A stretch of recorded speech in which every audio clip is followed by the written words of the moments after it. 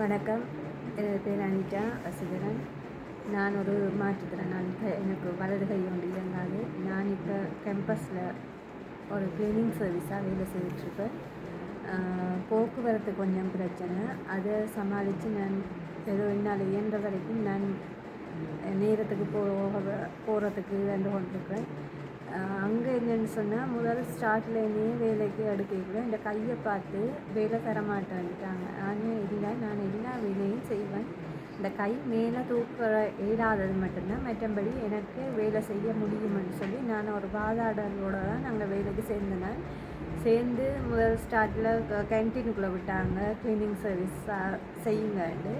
இப்போ நான் ஒரு சேலஞ்சாக எடுத்து இப்போ ஆஃபீஸுக்குள்ளே நீயை போட சொல்லி ஆஃபீஸ் க்ளீனிங் சர்வீஸாக நான் வேலை செய்துட்ருக்கேன்.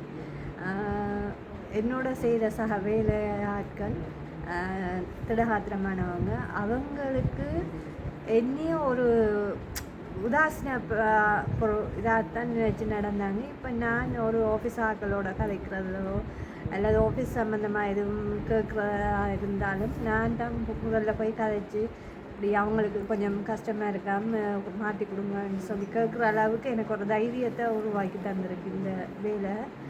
அதால் நான் என்ன போன்ற சக மாற்றுத்திறனாளிகளும் முன் வந்து தங்களால் இயன்ற மாதிரி மற்றவங்கள்ட்ட கையேந்தாத அளவுக்கு வேலை செய்து உழைக்கணும்னு நான் ஆசைப்பட்றேன்.